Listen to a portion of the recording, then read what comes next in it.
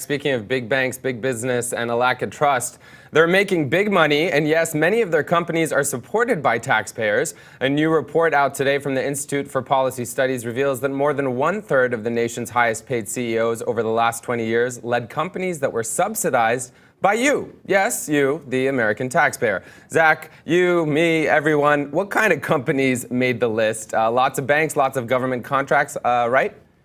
Right. I mean, the two areas that the report really focused on are banks that received bailouts after the 2008 crisis, and then government contractors that just do work with the government on a regular basis. We would generally find it really appalling if there were just some bureaucrat at the Department of Treasury who was making $100 million a year or something. That would seem like a waste of government funds. But when we have private sector contractors performing this work, it somehow becomes morally acceptable. In a lot of cases here, these banks this report looks back over 20 years of executive compensation. It looks at the 25 top paid CEOs each year for the last 20 years, and finds that a lot of these companies show up year after year after year on this list, and then end up doing things that are problematic, particularly in the banking system. Basically, every large bank that got a bailout during the 2008 and 2009 crash, had been paying its executives very, very lavishly in the years leading up to that crash. And there's a reason for this. By taking on lots of risk, the banks became extremely profitable, and by being paid in stock,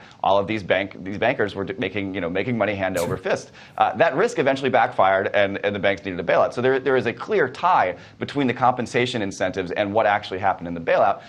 That's not as explicit with the contracting situation, but we do see a lot of very, very lucrative government contractors paying their executives very well.